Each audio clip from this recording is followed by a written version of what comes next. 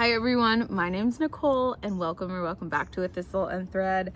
And today I have a really exciting video because I am officially in my Mill Hill era. I did not think that I would get to this point, but I have. I've watched so many fun kit parades and just like seeing other people stitch them, and I just think they are quintessentially perfect. And a couple months ago I got into that hole of really wanting to stitch these, so I ordered quite a few on eBay and I think maybe a couple on 1-2-3 Stitch or Amazon.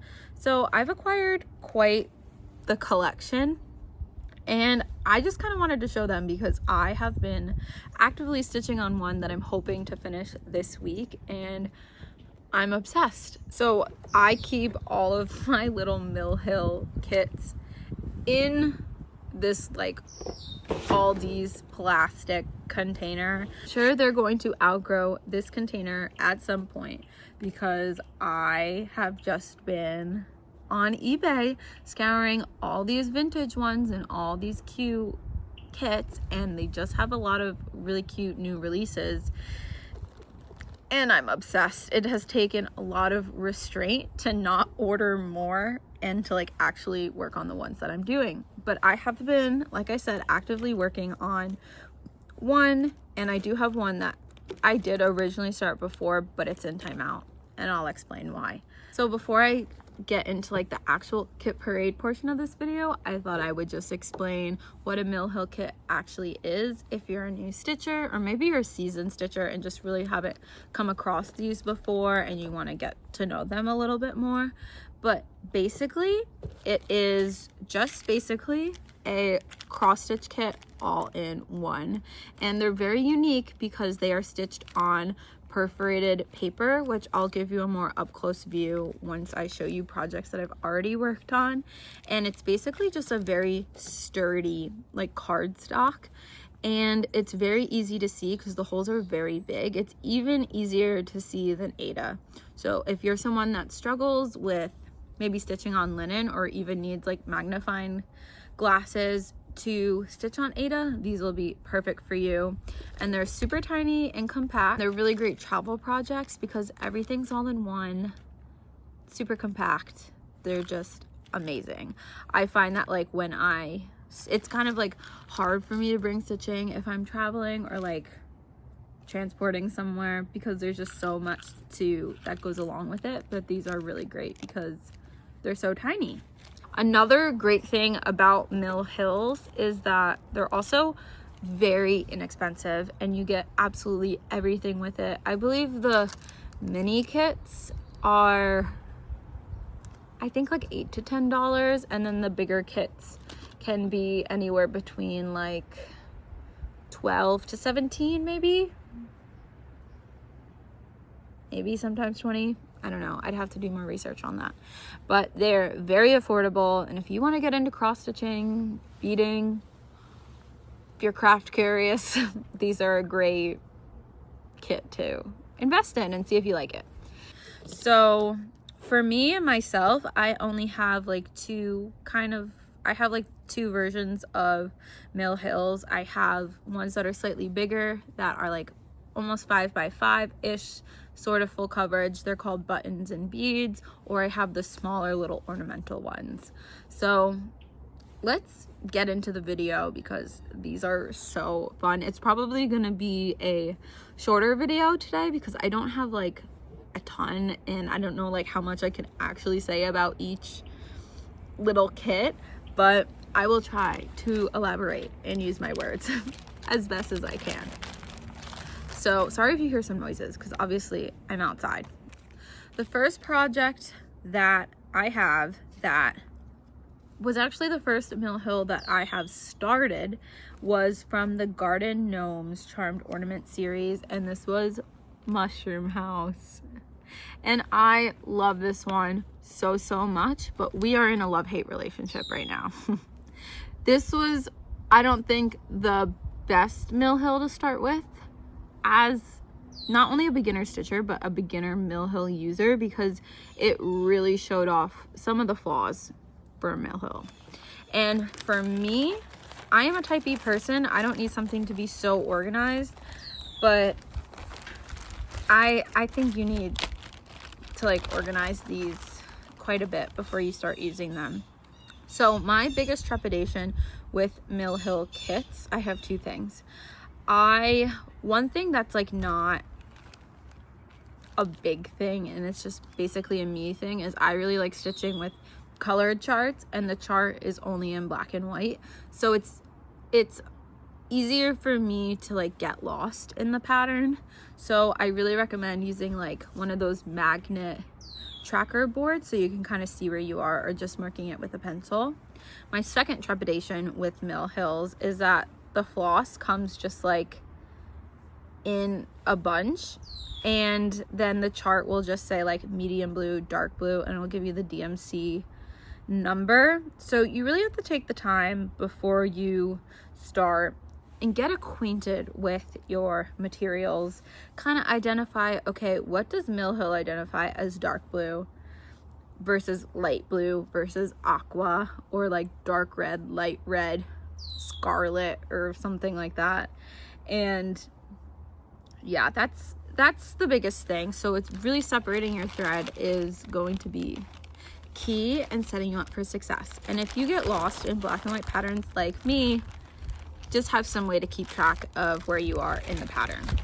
So this project, as you can see, lots of color change, lots of colors, and I was already working against those two bigger things that I wasn't prepared for.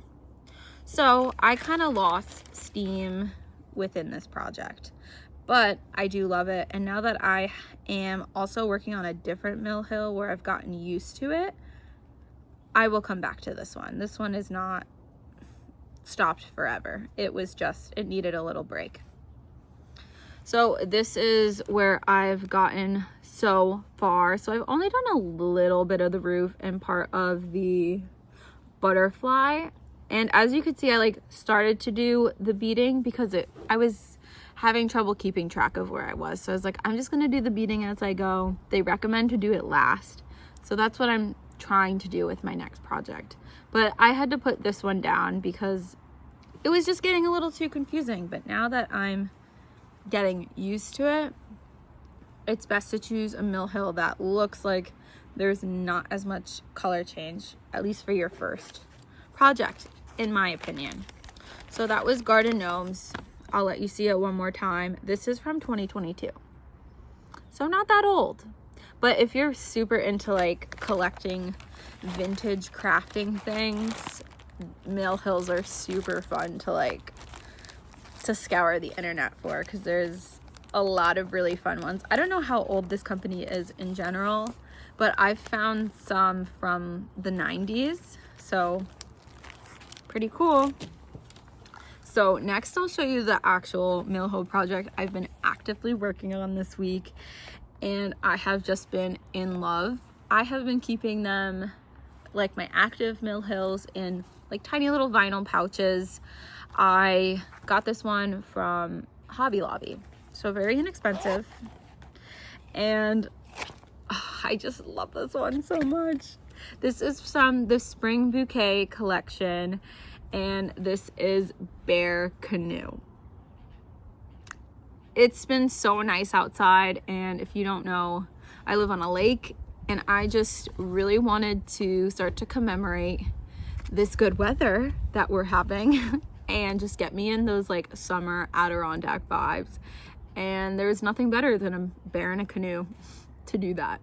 So this one is from 2022, and it is perfect. And my husband loves this one. It's just amazing. I think I'm gonna make this into like an ornament and hang it from, I like dream of having a little tiny Christmas tree up all year, just like full of all my Mill Hill ornaments. But it's so cute. So that is what the pattern looks like. And I am proud to say that this morning, I believe, I might still have a couple more stitches, but I finished the sky. So the way I've been kind of like working my stitch patterns for these is kind of just like choosing a spot in the project and intuitively working throughout that color in that little color section. So I started with like dark blue, and then sometimes when dark blue, I'd get a little lost in that part of the pattern because I wasn't using my magnet keeper. I would then move to light blue to kind of give me more of a guide, and now it's just way more intuitive. And you can see I have like the outline of the bear's head, which I love him so much. And then the trees, and I am saving the beading for last. And this is the perforated paper that it's stitched on. It's super thin but very sturdy, and I don't personally use one of like the magnet wooden hoops, or like they sell like little magnetic wooden frames that you can get. I know I've seen a bunch on Etsy. I have not purchased one yet because I am still new to stitching these. I'll probably eventually get one, but right now it doesn't make a difference to me. But it's so cute. It's so cute. So I think I am done. I might have like a couple more light blue stitches, but I think I'm gonna move into the canoe next, work up, so go to the bear and the trees, then down to the water, and then beat her up and add like the back stitching. And the cute little treasure button for this one is the moon. I love bear canoe. I love it. I'm hoping to be done with this one by this week. We'll see. I'm hoping.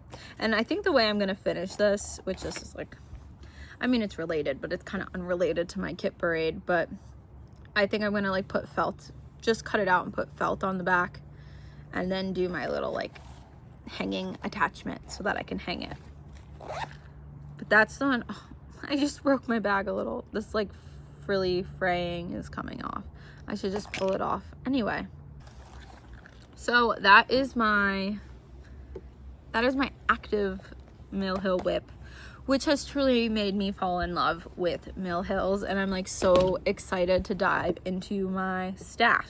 So I'll start out with my little ones that are similar to my mushroom house and bear and canoe, and the next one that goes along with like the Adirondack vibes and lake vibes is from the Autumn Harvest collection. And if you've seen any of my previous videos, you'll know I love a duck. I love ducks. And I love Mallard, so I had to get Mallard, and this one is from 2010, and it's precious. It has a good combination of cross stitch and beading. I don't think this one, oh, it does have a little trinket. I think they all have little trinket beads, but the little trinket one is a little bee. I think it's a bee. Doesn't say on the back, but it's a little tiny like gold bee. I don't want to show you the back because the chart is kind of exposed, but it's so cute. Is that not like perfectly going with my lake girl summer? Is it? So adorable. And which one do I want to show next? This is the one I think I'm actually going to stitch next once I'm done with Bear Canoe. And this is from the Spring Bouquet collection, and it's Fishing Vest. And this one is from 2016. And I think I'm going to stitch this one specifically for my brother because he is a avid fisherman, and I actually recently just got him a like fishing, like an Adirondack guide to fishing, and I would love to gift this with the book. I don't know if I'll make it into a magnet or like a little wall hanging thing, but they do have like a big, him and his girlfriend have like a good sized magnet collection on their fridge, so they might like this as a magnet. But yes, I'm gonna make this for him. It is again a good mix of beading and cross stitch. The trinket that comes with this one is just like a little red, I don't even know what they call it. The vultures are literally like swarming above me, so they must be like trying to get something. But it's like a little red diamond-y shaped bead that goes in the compass. So very cute. I'm hoping to complete it rather soon because I want to give him that book like really bad. My love language is gift giving. So like anything I can make for someone or give to someone, I'm like all in. So let's see, that was spring bouquet. I'll keep showing you the rest of the ones I have in the spring bouquet collection. So the next one is, this one's so cute. It's called Hedgehog, and it is from 2019. And I love this one specifically for the fun back stitching on its, like, I don't want to call it fur, like little prickly bits. I don't know. What do they call like the little fur on top of a hedgehog? It's so cute. I love the flowers. Just like the overall color pattern of this is like really fun. I think there's a bug on my arm. And the fun little button treasure thing is a little flower. So cute. And this one comes with a magnet. Probably finish this as a hanging, but she's cute. She's adorable. Had to get her. And last but not least, in the spring bouquet collection, this one actually is from the pin series, which I've seen people make Mill Hill pins, and I'm low-key obsessed, and I think I need to make them. But it is Bumble Bee Inn. And this is from 2001. Wow. So cute. This one's really fun because the wings on the bee are like 3D, but there's like a good amount of beading in this one. It's super duper fun, and I'm really excited to stitch it. And would that not be the cutest pin ever? I love it. So that's from the pin series. I am like desperate for another pin in the series, or like another installment, and that is Gloria Goose. She is the cutest thing I have ever seen. If I don't do this, it's gonna try to focus on me. But Gloria Goose, I need her. She's so cute. And she's like impossible to find. But she's so cute, I could cry. She has like a cute little gardening outfit, I think. Please focus. The people need to see her. And a cute hat. And the cutest dress I've ever seen. Oh, Gloria, I need you. I need you. If anyone knows where I can find Gloria Goose, please let me know in the comments or email me, because I love her and I need her. How cute would a pin be if I had Gloria Goose on my freaking outfit? Gloria, why are you like so adorable? Why? I need her. I need her. You know, if you found her or if you have her or know where I can get her, because I'm obsessed with her and I need to add her to my collection. So next I'll like just keep it with the kind of themes that I've been doing. But so I showed you Mushroom House from the Garden Gnome series, but the next one that I have in the series is Beehive House, because I love anything with a bee. And this one is so cute. It is from 2022. And the little trinket that's included is this little golden dangly heart bit. It's almost like a little door knocker or like a little ornamental piece to it. So that one's really fun. Oh, I love the ones in this series. If you're a gnome or like mushroom person, you will love this series, because they have a little bee gnome, they have butterfly gnome. What's this one? Oh, garden girl gnome. So cute. Then the mushroom one, and then they have like a little straw house. Very, very cute. It's a very cute series and very seasonally appropriate right now. So next I'm going to move into the little mini ones that I have from the Autumn Harvest collection. And this collection confuses me because a lot of the ones in this collection are not like autumn themed. So I'll have to look that up. I don't know why, but I'll actually start in an autumn theming and do the caramel apple. I love anything Halloween. I do love fall. And I love ditching and like collecting kind of like novelty food things.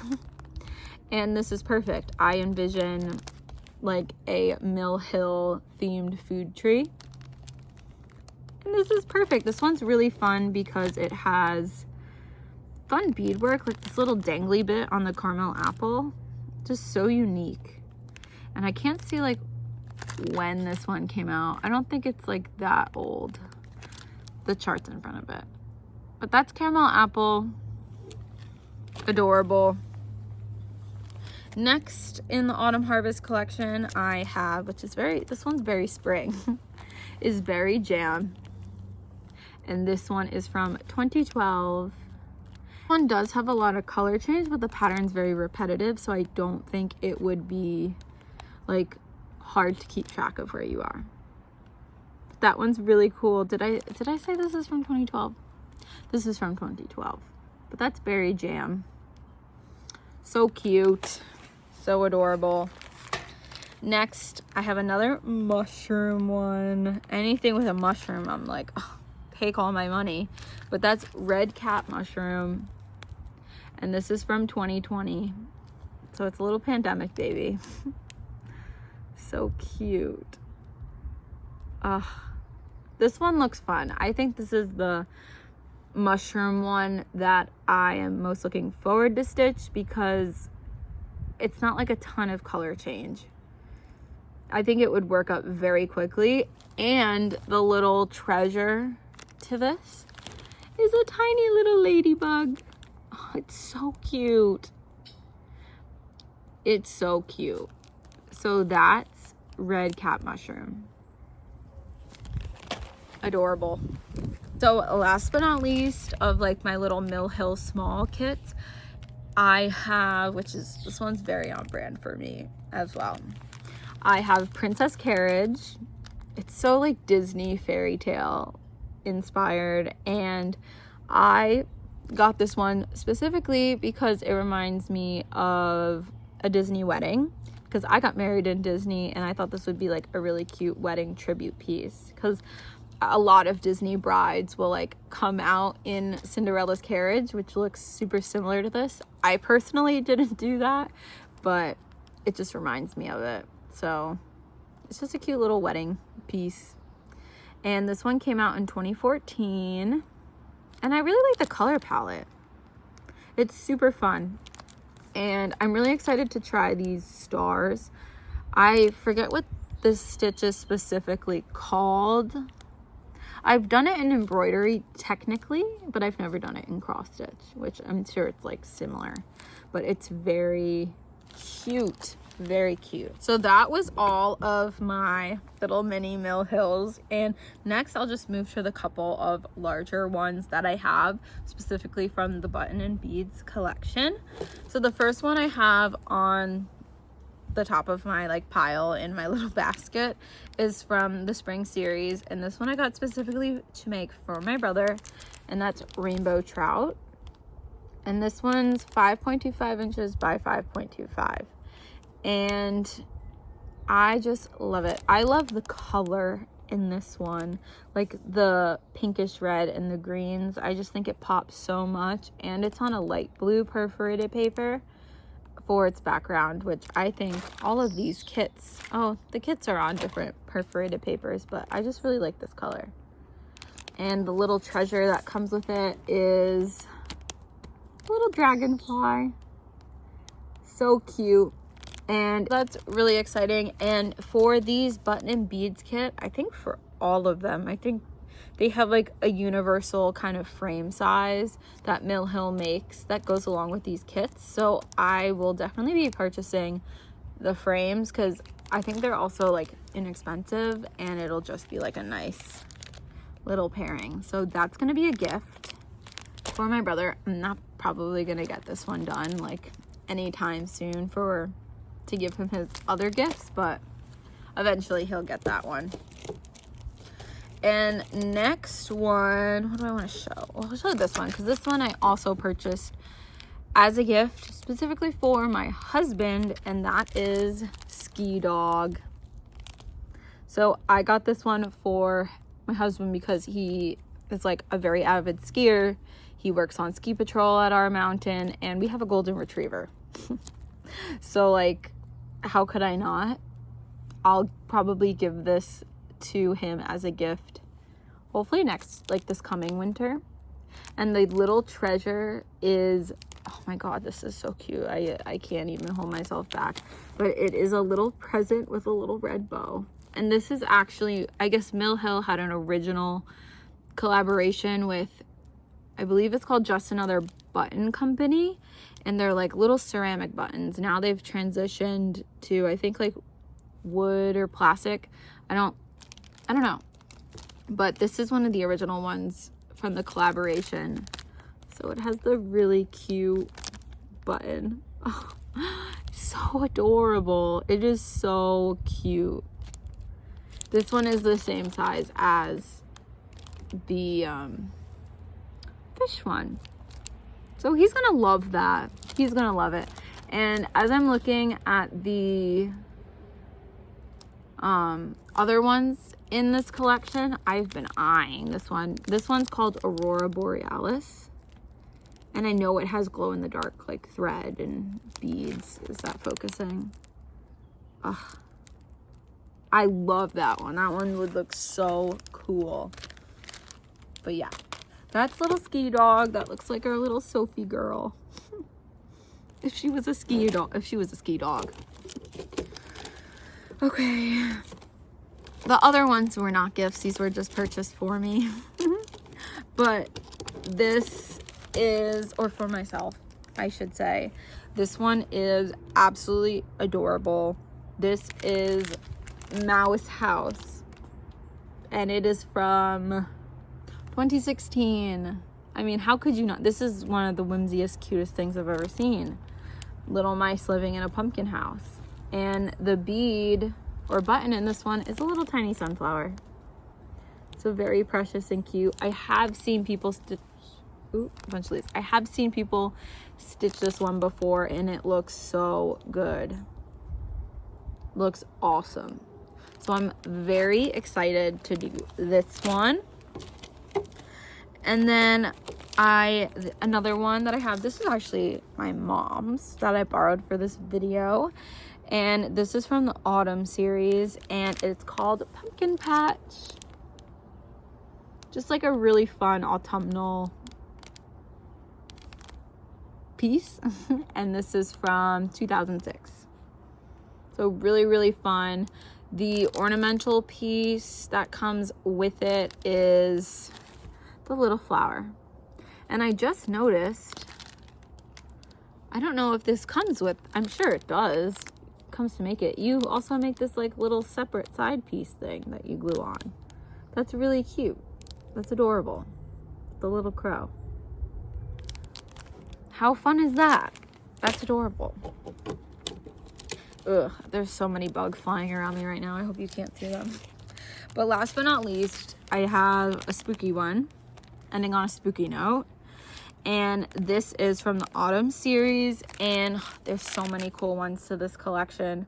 I've seen, I believe it's Kansas City girl in Colorado World, Julie. She has been stitching this series on linen, like as a full piece, and it looks spectacular. And this is Haunted Library.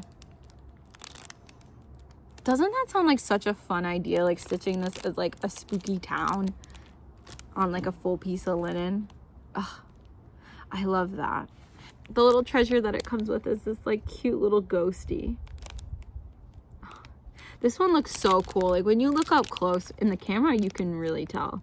There's just really good detail to this one. Like I never even noticed the little like things in the window looking out, and I really love the shades of purple in this. And the beading just like really stands out. It's a solid piece. And it has glow in the dark thread. That's so fun. I've never used glow in the dark thread before. I think actually I love stitching, like the idea of stitching the spooky town like all on one full linen piece. But I think for myself, and because I just like know the speed that I stitch. I would stitch these individually, and then come Halloween I would do like a spooky town wall, and just like the ones that I have done hang for the season, just so I'm able to enjoy it more, and that like it's not left in my whip pile, because I know it'll be in there, my whip pile, for much longer if I were to stitch it on one piece. But it's really cute. It's really cute. So that is all like the Mill Hill kits, like little minis and larger ones that I have accumulated. I think within this past year, I've ordered these. Yeah, I've ordered these within this past year. And I just love them. I love them. They're like the quintessential cross stitch kit that gives you everything that you need. Like a fun finishing, cool beading, really fun design, but it's also super compact, comes with everything, and is very high quality. So if you're looking to start cross stitching and you want like a really inexpensive way to do it, I would check out a Mill Hill, because they have patterns and designs for everybody. I think in the next maybe couple weeks-ish, I don't know when exactly I'll film it, but I really want to do like a Mill Hill wish list video, because since I've been like scouring the internet for Mill Hills, I have just acquired quite the wish list, and I think it would be fun to show, because that's like the kind of videos that I like to watch. So I'm sure there's other people that want to see that too, so they can expand their own wish lists. So yeah, I could just like stare at these. It literally gives me serotonin. I've had this like basket of Mill Hills. I mean, now it's empty because I've been talking about the stuff, but I've had it like sitting upstairs on my crafting cart rather than be in my craft room, because if I just need a serotonin boost, I go through this and just look at what I have and get inspired by like the new fun projects that I get to do and I get to create. And I want to work through this bin before I order more.